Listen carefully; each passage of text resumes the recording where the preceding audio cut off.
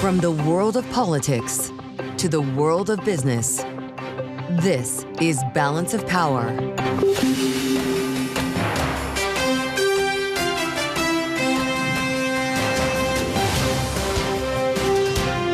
Live from Washington, D.C.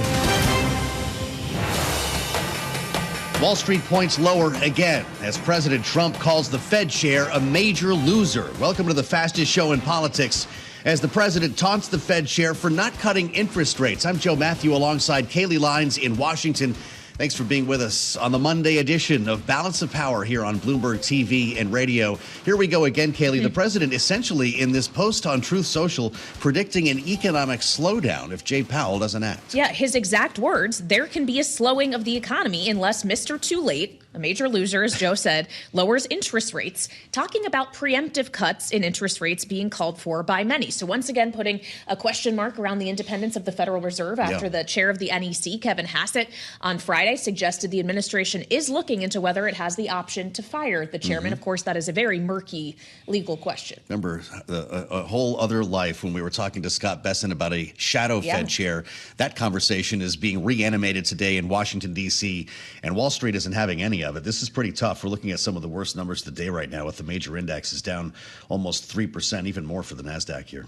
Yeah, and interesting to watch the yield curve as well as at the low end, the Fed-sensitive end, the two-year yield's going lower, and the long end yields are going higher. So a lot of movement in the curve as well. And of course, this all comes with major questions still around the president's tariff policies and what influence that will have on the economy. And interesting for Bloomberg to break the news this afternoon that the president will meet today with the CEOs of some major retailers. Think Walmart, Target, Home Depot, Lowe's. Yeah, some of which have been asking their suppliers to keep prices in check while this reciprocal tariff period transpires here as they're looking into this review for some 90 days here. Markets aren't terribly patient. We've got a lot to talk about. We'll have a live report from the White House. Tyler Kendall is there with the latest, and a really interesting day to be spending time with Congresswoman Nicole Malliotakis, the Republican from New York, will be here as well. Yep, looking forward to that conversation. But before we get there, we begin, as always, with a check of these markets. And Charlie Pellet has a look from New York. Hey, Charlie. Hi, thank you very much. And here's what's going on. The Dow, the S&P, NASDAQ, very much in the red right now. In fact, we are trading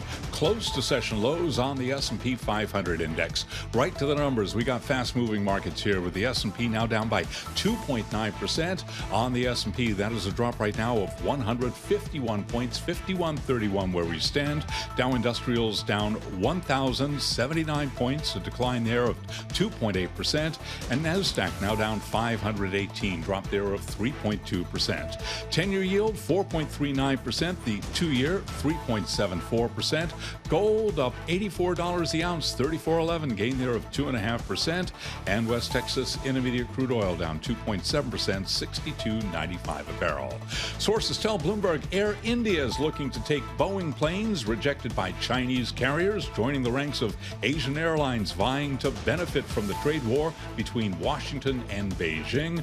Boeing shares down now by 2.8%. Marathon Monday in Boston. John Korir of Kenya joins his brother Wesley as a Boston Marathon champion, finishing the course in 2 hours, 4 minutes, 44 seconds. Sharon Lokedi of Kenya won the marathon in record course time. Again, recapping here, U.S. stocks lower across the board. The Dow, the S&P, NASDAQ deeply in the red. S&P down now by 3%. For on-demand news 24 hours a day, subscribe to Bloomberg News Now wherever you get your podcasts. Balance of Power continues right now, and back we go to Washington. Once again, your hosts, Joe Mathieu and Kailey Leinz. All right, Charlie Pellet, thank you so much. With a look at how markets are digesting the latest salvo from President Trump when it comes to the chair of the Fed, Jerome Powell, the pressure he is piling on him not going anywhere, in fact, amplifying it once again today on Truth Social. Of course, it's not unusual to see the president weighing in on Fed policy, or this chairman in particular. You can see examples of that going back as far as his first administration in 2018. But maybe a bit remarkable today, Joe, to see him directly suggesting there could be a slowdown in the U.S. economy if the chair doesn't do as he wants and cut rates, perhaps preemptively. In all caps, there can be a slowing, he says, of the economy unless Mr. Too Late, a major loser, lowers interest rates. Now, as Charlie Pellet mentioned, it's Marathon Monday, Patriots Day in Boston. At the White House, it's Easter egg roll day. Easter Monday, we'll call it, and that is where we start right now with Bloomberg's Tyler Kendall. She's on the north lawn of the White House. Tyler, I know the president was with the Easter Bunny a little while ago. He did make some remarks. Has he talked about these markets at all? Yeah, Joe, at the moment, we've yet to get any indication on exactly if the White House is watching the markets in reaction to his most recent criticism of Jerome Powell, going as far as to say that the U.S. economy could slow if the Fed doesn't move to cut rates and quickly. It does appear, as we see growth forecasts starting to be decline across the globe, that this White House could be potentially preparing to shift some of the blame for the impacts of his tariff policies onto the Federal Reserve. Now, Joe, of course, the biggest question here is whether or not this White House actually has the legal authority to remove Powell. And if you ask the Fed chair himself, he would say that he doesn't think he can be fired and that he wouldn't step aside if he was asked to do so. In theory, Powell is supposed to be shielded from being fired without cause by the Federal Reserve Act of 1913, but there are some big questions, as you know, here in Washington about the future of independent federal regulators. We're watching very closely one case that could be decided by the Supreme Court within days that has to do with another independent regulator when it comes to the National Labor Relations Board. And this administration asking the courts to overturn legal precedent known as Humphrey's executor, which would shield independent agencies from political firings. We'll have to see what ends up happening with that, because it is considered to be a test case, as President Trump doesn't appear to be letting up the pressure as he ties this very closely to his tariff policies. And as the tariff negotiations get underway, you mentioned this at the top of the hour, but Bloomberg News reporting there's going to be a key meeting here at the White House later on with some big retailers. That includes Home Depot, Walmart, Lowe's, and Target, as the private sector also tries to get into these talks as the White House attempts to cut some deals when it comes to his tariff policies. All right, Bloomberg's Tyler Kendall live at the White House. Thank you so much. And the stock of some of those very retailers that Tyler was mentioning under pressure today, as we're seeing a wider sell-off in the equity markets. We're now down more than 3 full percentage points on both the S&P 500 and the NASDAQ 100. And on that note, we turn to Gina Martin-Adams, Bloomberg Intelligence Chief Equity Strategist, joining us from New York. Gina, when you look at the renewed selling pressure once again today, is it so much that markets are actively reacting to the news or the suggestions about the future of the Fed chair, Jerome Powell, or they just don't see another compelling reason to be buying instead of selling? Yeah, I think that those are two very valid reasons that are coming up all day today. But the third, I'd say, is earnings season. So far, 65% of S&P 500 companies that have reported much lower sales than expected by the analyst community. And that was in the first quarter, before we had Liberation Day really rock S&P 500 companies' world. So I do think that kind of earnings are playing a role as well. The dollar is also playing a role. The fact that the dollar is falling when the S&P 500 is falling is a very rare thing, particularly when the S&P is this weak. To have the dollar also weakening is creating a lot of concern in the form of financial markets concern that broadly investors are losing a little bit of faith in the system itself. So there's quite a few things, frankly, that investors are having to contend with. I think the other thing that I would note is we're coming off of excessive overconfidence. When we came into this year, markets were pricing for greater than 20% earnings growth emerging. Now we're looking at closer to zero as the potential run rate, if not a contraction in earnings, depending upon how this 90-day reprieve plays out. So the markets have just been really sideswiped and certainly taken by surprise so far this year. So where's the safe haven right now, Jeanne? I mean, is it gold, Bitcoin? Is that it? Yeah, I think that international equities also have already priced a significant amount of weakness. They didn't come into this year as overconfident as U.S. equities did. International equities priced at extreme discounts relative to U.S. equities, and currencies there generally rallying would suggest a very alternative. We did a note this morning talking about EM equities as a potential safe haven, where even the downside risk in China is somewhat limited by even a U.S. recession in comparison to the downside risk to the U.S. market. Part of that is where stocks were priced in each market coming into this year. Very similarly, you see EM countries across the world less correlated to the U.S. markets than they had been in the past. So low beta markets tend to offer some degree of safe haven. Certainly consumer staples and utilities stocks, and as the sectors that behave more defensively, low beta sectors tend to perform a little bit better in sell-offs like this. There are relative safe havens, but unfortunately most equities are going to struggle in a climate like this one. Gina, it's great to have you. Gina Martin-Adams, Bloomberg Intelligence Chief Equity Strategist. As we follow stocks lower, we'll have an update from Charlie Pellet in just a little bit more than 10 minutes from right now. But we are reaching to lows for the day here. 3% plus losses for the S&P 500 and the NASDAQ right now. I'm Joe Mathieu in Washington alongside Kailey Leinz. This is Balance of Power.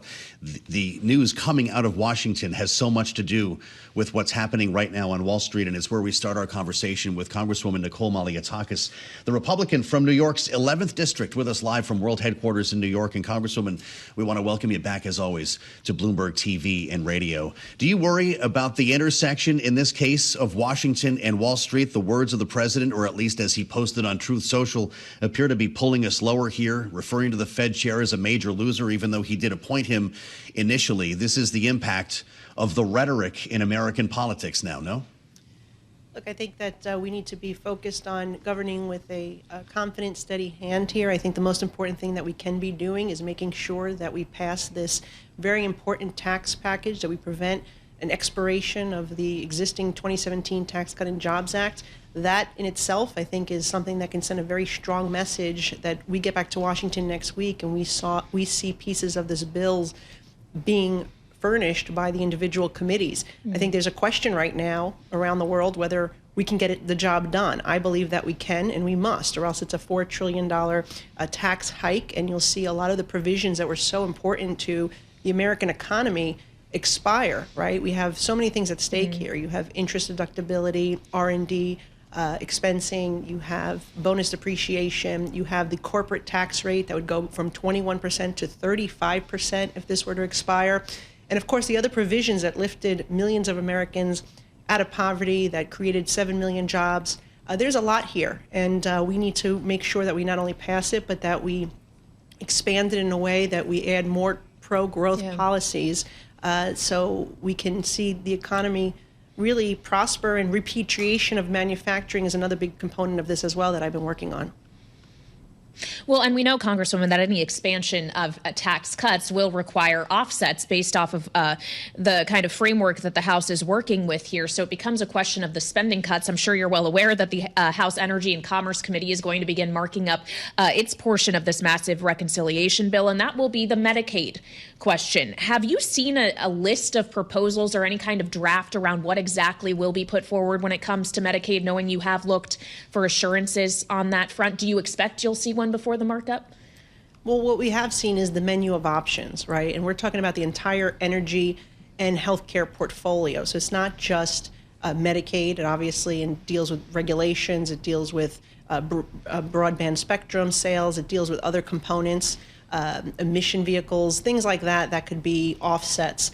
With the Medicaid piece, we've made it very clear to the Speaker, to the Chairman of this committee, as well as to the President of the United States, that there is a group of us that will not support any package that would diminish, meaning taking individuals who are legally eligible for Medicaid off the rolls. If they are eligible, they need to be able to keep their eligibility. Now, aside from that, and specifically, we're talking about our senior citizens, our people with disabilities, children with developmental disabilities, pregnant women. These are people that we are really laser focused on. Yes, we can implement work requirements on people that are able-bodied. They should be contributing in this economy and working. That would remove them off of Medicaid and put them on most likely private insurance, saving the government money as well. And of course, the fraud, getting rid of it, which accounts for roughly $50 billion a year in Medicaid alone. That's $500 billion over 10 years. So when you're looking for a savings of roughly $880 billion over 10 years, that's a big chunk of it right there that we're going to save. Yeah. And so we've just made very clear that in terms of reimbursement rates for our states, New York, for example, 50% federal reimbursement, we will not allow that to be lowered. So that was one thing that we pushed back on, as well as per capita caps on traditional Medicaid. That's something that we've also said is a red line for us. And we've received positive feedback from the Speaker and a commitment that they're not going to touch those things. That's really interesting. We saw your letter to House leadership on this last week, Congresswoman. There's been a lot of talk about a millionaire's tax, and I wonder if that's something you might warm up to if it means not rating Medicaid. Well, it's certainly on the table. It's being considered. We have to make sure that we have a tax structure that is fair. Obviously, the president has a lot of priorities, which we share. We want to see working class, middle class communities get some relief. We want to see the SALT cap increase, the deduction increase for people that I represent here in New York who are struggling with high property taxes and income taxes as well. We want to make sure that we're protecting our seniors who are on Social Security and that they're not having to pay taxes on their small Social Security checks. And so if we want to do these things, then we need to find the money to offset it. And so we're looking at every option on the table. I think that we're having serious discussions about where this money is going to come from. And that's one of the options that is currently out there. But we also want to make sure that we're preserving the other various aspects of the TCJA that were so critical for our economy, that created jobs, allowed companies to expand and invest, and repatriate manufacturers. Another big piece of this that we're very much focused on. How do we give a lower rate for new facilities that are built here or expanded here to create and manufacture, so we can repatriate some of this stuff that's happening overseas, in particular pharmaceuticals, that we're relying on communist China for such a huge portion of our medication here in the United States. That has to end. If we've learned anything from COVID, must be a priority in this package. Congresswoman, as you talk about the various options here, is one of the options being considered taxing carried interest as ordinary income? Is that something you would support if it's on the table? Well, that is one of the proposals that the White House has put forward. They do want to address the carried interest. This is something that we've heard a lot from people in opposition. Obviously, the real estate industry, venture capitalists, very concerned about the carried interest proposal. It's on the table, but we are still evaluating this and other options. The other thing that has been on the table, which we met with many real estate industry individuals here in New York today, actually was about the sea salt, corporate salt for property taxes, for income taxes here in the state. This one in particular is very concerning because the real estate industry cannot bear to have the sea salt removed, basically, or imposed on the property portion. So if they start seeing that they can't deduct this business expense from their federal taxes, it will put really a big burden on these real estate companies, these buildings, and we'll see maybe foreclosures, we'll see property values decline, which will then reduce the rolls that our local government receives on property taxes. So I think that's a big one that I've been pushing back on just as a member from New York City. It could be very detrimental to our city, but it affects municipalities all across the country, particularly those states that don't have an income tax. States like Texas and Florida rely a lot on real estate taxes.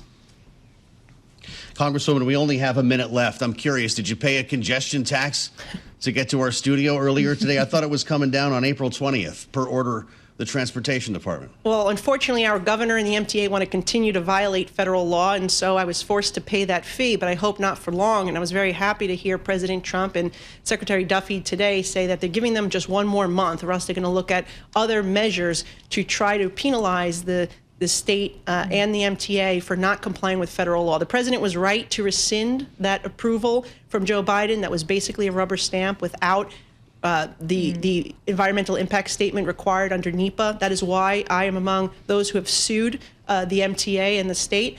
We hope that they comply because it's an unfair cash grab on the people I represent.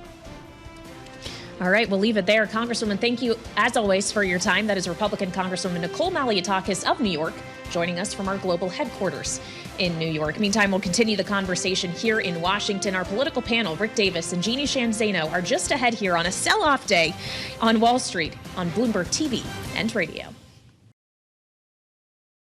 Charlie Pellet, thank you so much. Thanks for being with us here on the Monday edition of Balance of Power as we spin a couple of plates today. One of them, of course, being Wall Street, the other being the Pentagon, said to be in disarray, and a series of reports, two separate hit pieces over the weekend about Pete Hegseth that prompted the Secretary of Defense to come out this morning at the Easter egg roll, Kailey, of all places, to try to tamp this down, and in his case, deny reports that we're reading now of another signal chat on his personal phone that distributed information about the attack in Yemen. That was part of the other signal chat that, of course, brought so much controversy to the secretary, as well as an op-ed from a former Defense Department official, John Elliott, who left last week, calling it an agency in disarray, Kailey, and one that he said would have more bombshells dropping later this week. Yeah, suggesting he didn't think that Hegseth was going to be surviving in this job. And yet the indication, at least every indication at this point from the White House, is that they're standing behind Hegseth as he showed up to the White House Easter egg roll. He sure did. That's for sure. And not the most traditional setting for a Secretary of Defense under fire. Here's Pete Hegseth from earlier. This is what the media does. They take anonymous sources from disgruntled former employees, and then they try to slash and burn people and ruin their reputations. Not going to work with me, because we're changing the Defense Department, putting the Pentagon back in the hands of warfighters, and anonymous smears from disgruntled former employees on old news doesn't matter. So we want to get into this now with our political panel, as there's new reporting just out from NPR saying that the White House has begun the process of looking for a new defense secretary, even though the president did defend Pete Hegseth literally just hours ago when speaking to reporters at the White House. NPR citing here an official familiar with this. So let's get the reaction now from Rick Davis, partner of Stonecourt Capital and Republican strategist, alongside our Democratic analyst, Sheehan Zaino, senior democracy fellow at the Center for the Study of the Presidency and Congress. Rick, obviously this just broke from NPR. Bloomberg has not had a chance to confirm this yet, but would you be surprised if Pete Hegseth was the first head to indeed roll over this? Well, certainly the first cabinet head. I mean, if you have an administration policy of gutting these agencies, in fact, actually even closing down things like the Department of Education and USAID, then you shouldn't feel very secure in your job inside this administration. And I'm not suggesting either one is right or wrong, but the idea that we're not going to make any changes between now and the end of this term is just not simply realistic. And so I wouldn't be surprised. He had a hard time getting the confirmation vote he wanted to begin with. And a lot of skeptics as to whether or not he'd be able to handle this very, very difficult and important task. And it sounds like, at least the reporting is, that the White House seems to agree with that. Pretty remarkable here, Jeanne. I don't know if you believe this. That would result in some sort of, I won't say admission of guilt, but an acknowledgement of controversy for a president who has wanted to stand by his man. This would not be on brand for Trump. Then again, we had a swinging door in the first administration. Can Pete Hegseth survive the week? It's all up to President Trump, as we know. Can he? He could. Should he? Absolutely not. This is somebody who has put the lives of our military men and women at risk with reckless behavior that would get anybody who works for him court-martialed and fired. And Donald Trump knows this. Whether he chooses to acknowledge it and to go ahead and replace him is obviously still a question, and I appreciate NPR's reporting this now. But the reality is that this is a cabinet secretary who is leading one of the most important departments in our government, and it has been chaos. And these are not liberals and Democrats who are calling him out. This is a MAGA on MAGA war. 3 of the people who left last week worked with Pete Hegseth. So this is something that Donald Trump is hearing from all sides. He was inexperienced. He wasn't up to this job. We all knew that. He did it anyways, and it has just been 80, 90 days. And already he has had multiple challenges. And so he should go, absolutely. We'll add the voice of Republican Congressman Don Bacon of Nebraska, who tells Politico, this is a direct quote, "If it's true he had another chat with his family about the missions against the Houthis, it's totally unacceptable," going on to say, "I'm not in the White House and I'm not going to tell the White House how to manage it.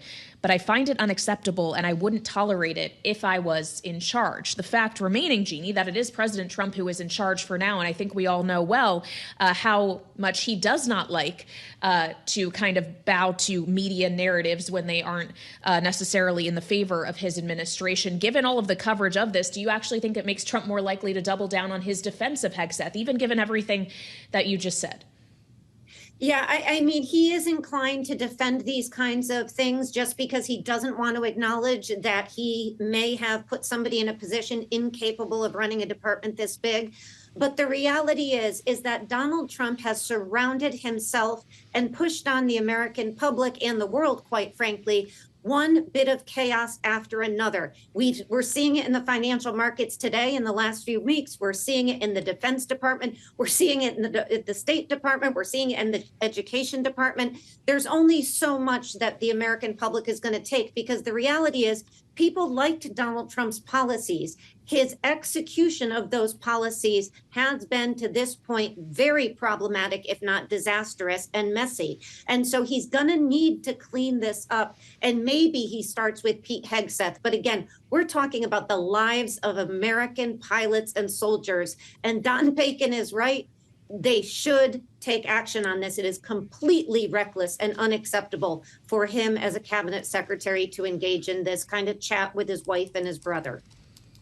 Well, if NPR is correct here, Rick, we don't have to go back any further than December to have a sense of who else Donald Trump might be considering. You remember when this was confirmation time and Pete Hegseth was said to be on the rocks, Donald Trump was looking around. Remember the phone call he made was to the governor of Florida, Ron DeSantis. I know a lot has changed in a couple of months, but could that name emerge again?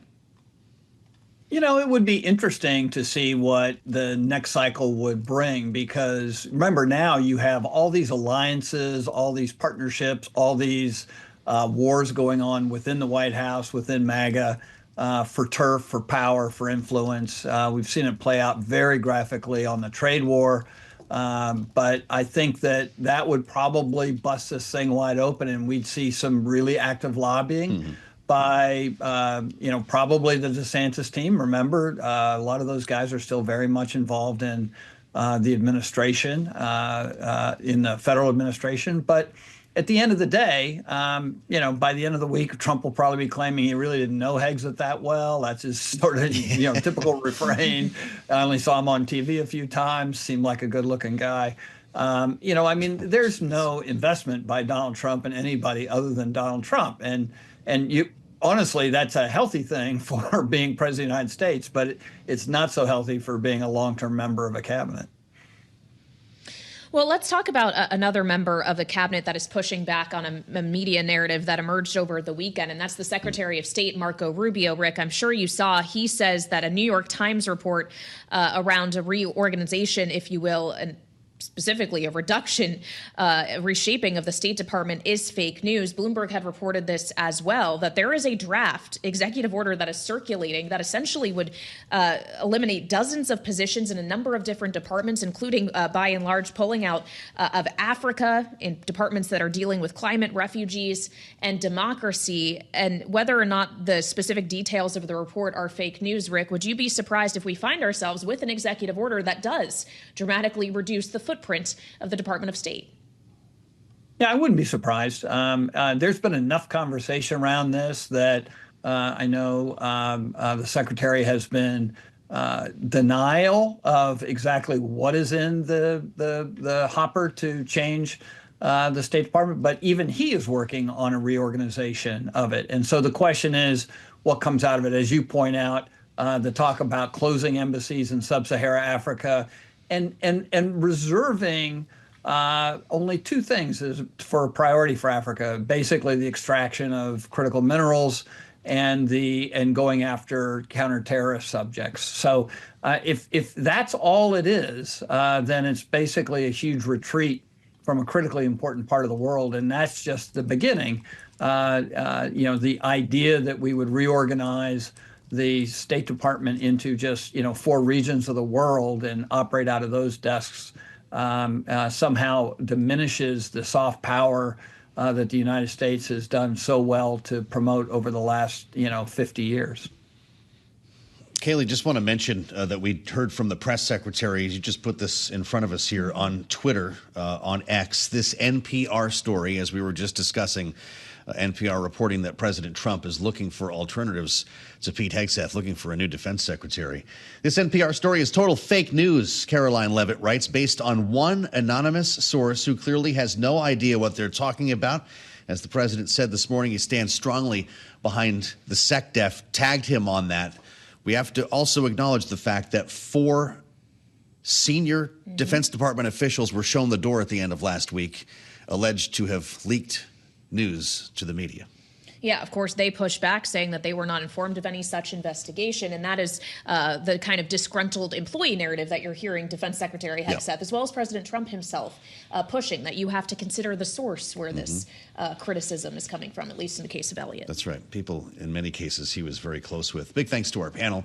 Of course, as always, Rick Davis and Jeanne Zaino helping us understand this as the headlines fly. Of course, the big headline for Bloomberg today so far, Kailey, has been the president calling the Fed chair a major loser, suggesting an economic slowdown in the absence of Fed rate cuts in a market that is deep in the red today.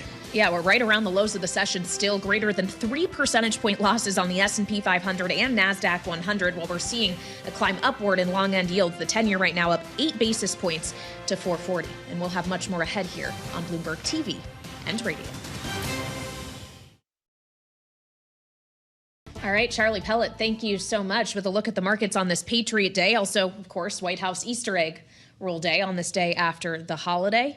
And it was interesting to see not only the president doing the usual, interacting with the Easter Bunny, the First Lady, of course, there as well. There was book reading, there was some coloring, but there was also some talking with reporters for President Trump, who answered a number of questions, of course, in part defending his defense secretary, Pete Hegseth, who we were just discussing, but also was fielding questions, Joe, about efforts toward ending the war in Ukraine. When he was asked specifically by a reporter if he thought a deal between Russia and Ukraine could be made this week, he says he thinks there's a good chance. Pretty remarkable stuff. We were talking about a minerals deal potentially being signed this week. You were talking about the whole shebang now, and it follows reporting over the weekend, some reporting from Bloomberg, in fact, that there might be some particulars here in a deal that Ukraine would have trouble with, including codifying Crimea as the Russian homeland.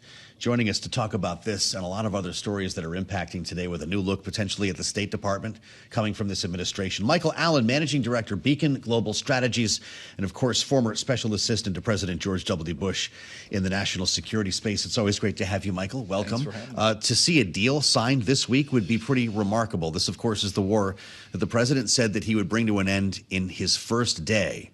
This is day 90. That would mean he gets it done on the first 100 days. Is it possible? Well, it's been pending out here for a while. Ukraine has said they will accept a 30-day ceasefire. The Russians, of course, except for the Easter Day ceasefire, have not been willing to go that far.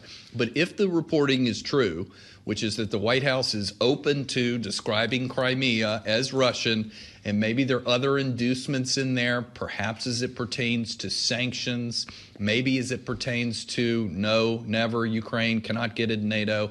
I think it's conceivable that they could get there. But to me, remember, there's a long spectrum between ceasefire and peace agreement. And so all these issues are going to have to be discussed again. Well, and I wonder if resolution to these issues doesn't happen this week, if you expect the administration will stay on the table, because let's remind ourselves of the words of the Secretary of State, Marco Rubio, just on Friday.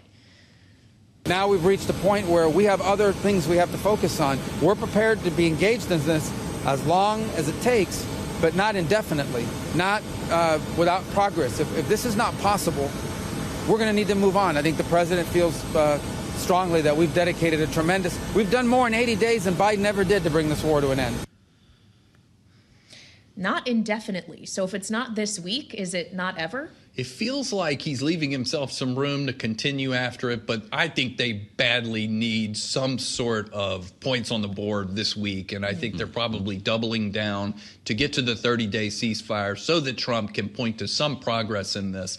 Otherwise, I think what we're going to see is just continued bloodshed on either side. I have my own doubts, by the way, about whether the Russians are really going to adhere to a ceasefire. I think it'll be sloppy, but we're just going to have to see what they come up with. Well, it's quite an evolution to go from I can end this war in the first day to having still really no clear path on day 90. Did President Trump misread Vladimir Putin? Well, I think there's also got to be some sort of recognition on the White House side that some of these might be insoluble issues. After all, Putin wants to control Ukraine, not just its territory, but to dominate its foreign and national security policy.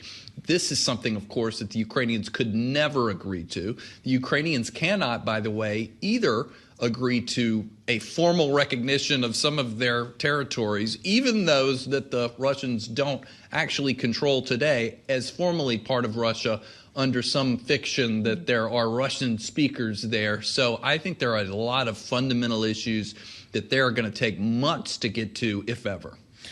Bloomberg is reporting today, Michael, that the U.S. is likely to hold talks in London on Wednesday with not just Ukrainian officials, but European officials as well, from the UK, France, and Germany. What role should we expect Europe is going to play as this moves forward? Well, they have felt locked out of the process so far, so I'm glad that Secretary Rubio over the last few days has begun to think of a role for them. I think for those of us that kind of want to see Ukraine's interests more represented, it's good to have these European nations involved. After all, Trump is saying this is your security problem in the long term, so they need to have some sort of role. They need to be there on the takeoff if Trump wants them to be there on the landing. So let's figure out a way to get them involved, get them motivated, because they're the ones that are going to have to supply a lot of this security assurance. Iran talks will continue as long as there's another meeting.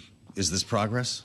I don't think so. No? I think there's a lot of delay inherent, and I think what really has happened over the last couple of weeks is that Steve Witkoff went in. I think he was agreeable. I think some of the things that the United States is willing to do was exaggerated. People came back last week. I think they stiffened some spines, and the United States is back to a tougher Iran policy, which is we don't want enrichment to continue, and we're not going to just give up on inspections of weaponization. We talked about this last week. Yeah. You have to have anytime, anywhere inspections by the International Watchdog Agency, and that has got to be part and parcel of anything going forward. So if ultimately a deal is to be reached, how akin will it be to the original deal from 2015 that President Trump walked away from? That's what makes this so hard for the Trump team. It would seemingly be easier to sign up to something that just looks like what Barack Obama did and maybe add a few years. But that will look terrible because President Trump called that the worst deal ever negotiated in the history of the world. And so they're going to have to come up with something that's stronger. And when the hawks get involved, like Marco Rubio, like Mike Waltz, they're saying we shouldn't have any enrichment whatsoever, and we ought to be able to have some assurances that you're not thereby trying to weaponize resultant fissile material to fashion it into a bomb. Those are big things we're asking for. They're the right things, but that's something that Iran's not going to be able to accept anytime soon. So we've got to let maximum pressure play out over time. By the way, I don't know why we're in such a rush. I think there is some time to let Iran bake in sort of the sanctions oven for a while. Interesting. We're having this conversation amid another scandal at the Pentagon. The White House is calling it fake news now by NPR that the president is looking for a new defense secretary. But it's no wonder why we're having reports like this today. Another signal chat is being reported by the New York Times in which Pete Hegseth shared these Yemeni attack plans with his wife and some other folks in his personal life. Also follows the departure of 4 officials at the Pentagon last week, fired for alleged media leaks. One of them is John Elliott, although I believe he also wanted to leave the Pentagon here. You can frame that as you want. Left the department last week with an op-ed over the weekend. Pentagon is in disarray under Hegseth's leadership. Is he right? He needs, I think Hegseth needs to come out and actually demonstrate that he's in control of the department. I think one way to do that might be to come out and actually brief the Pentagon press corps. Talk about the things that he's trying to do. He's often talking about increasing the lethality of the force. There are big questions about DOJ. There are big questions about where the department is on these foreign policy issues of the day. I think that would be the best way for Hegseth to try and demonstrate that he has control, that he has strength, that he has some strong policy views, and that he's doing all these things in service of the president. I think to just totally dismiss everything as a hoax is sort of beyond the point. He ought to come out and talk about, hey, here's what I'm trying to do, and sign up to that. But even if he is trying to do all of those things, is it not disqualifying to share the whereabouts of American airmen, the plans for F-18 flights in Yemen with your wife, with your brother, with your personal attorney, people who are not employed by the Defense Department, not entitled to receive that kind of information? I think so. I mean, there's no real way to say this other than and maybe he should just say, you know what, I made a mistake. It wasn't classified, but I probably shouldn't have been sending it, and move on. Instead, I think there's a lot of attacks. There's impugning of the motives of the people that are reporting this. Yeah. I think he'd be safer just to sort of say, hey, you know what, some mistakes were made. There's an IG's investigation going into this, but here's what I'm trying to do is SecDef, A, B, and C. Well, you know, of course, he's talking about anonymous leaks here. We saw 4 people shown the door. The person I mentioned, John Elliott, says that there are more bombshells to come, likely in short order, even bigger this week. Does the Pentagon have a leak problem? It sounds like something is going on for sure, where there are disaffected people across the department. I'm sure there's been a lot of China broken as the new team has taken over. Yeah. So maybe what he's referring to is that maybe some uniformed military are going to resign or be fired. Hard to say for sure, but it feels quite rocky over there. Wow. Well, and I'm wondering about the leaking coming out of the State Department as well, as the Secretary, Marco Rubio, pushes back, also as fake news, reporting that there's this kind of draft executive order that is circulating among diplomats that shows how dramatically the administration is considering reshaping the Defense Department. And I wonder, Michael, your specific thoughts on the idea that it could include the closing of a vast number of embassies in Africa. Does that not just cede to China? Well, I was going to say the same thing. That is the battleground where we are competing with China for influence, the global south. I don't think it's a good idea for us to be shutting down diplomatic offices in Africa. Maybe there's something to be done in Western Europe and Canada, some consulates here and there, where the power has shifted to Asia, or we need to get into Africa. So I don't want to begrudge them. I'm glad they're taking a big strategic look at the State Department. God knows it needs some reform, but I wondered, like you did, about whether Africa was the place where we should be uprooting consulates. You're a communications specialist as well as a national security expert, which is why we bring you on the program here. If you were trying to clean up a mess here with the Secretary of Defense, a situation like we have today, 2 hit pieces over the weekend, the Signal story, you suggested maybe briefing the press corps at the Pentagon. Would that be as opposed to standing him on the South Lawn at the White House with a big horn playing in the background, cartoon characters, the Easter Bunny jumping around to manage these questions today? Well, you're making it easy. Yes, I think it would be better. What do you make of the optics here? There's so much that the SecDef is in charge of. There are so many things to be talking about, like the reconstitution of the force, how he wants to shift things to Asia and away from Europe. I think he's mostly on the defensive about just showing up for the Ukraine contact group via civets instead of being there in person. He should start to explain his own actions, and I think people will understand that. And that, by the way, is a way for him to try to get some support from what he's doing. He needs support in Congress in particular, so he should start explaining what the policy is, and I think people might come along. All right, Michael Allen, always good to have you here in our Washington, D.C. studio. He's managing director of Beacon Global Strategies, also former special assistant to President George W. Bush in the national security space. We appreciate you joining us here, as always, on Bloomberg TV and radio, as we keep an eye on geopolitics, on domestic politics, but also how all of that is feeding through to financial markets. As I've said this a few times, I feel, this hour, but we are at fresh session lows, down 3.3% on the S&P 500, more than 3.5% on the NASDAQ 100, as the market is also paying attention to the words of the president when it comes to the chair of the Federal Reserve, or who he's now calling Mr. Too Late, as he pushes for a preemptive interest rate cut. A major loser, he called the Fed chair, who he in fact appointed. That was a few years back, but indeed, he was a Trump appointee. Questions about maybe how long he'll be on the job here, although Jay Powell says he's going nowhere. One thing that is rising today, the VIX back above 35. And we'll meet you back here after 5 p.m. Eastern Time for the late edition of Balance of Power. Kailey, think of what could happen between now and then. This is Bloomberg.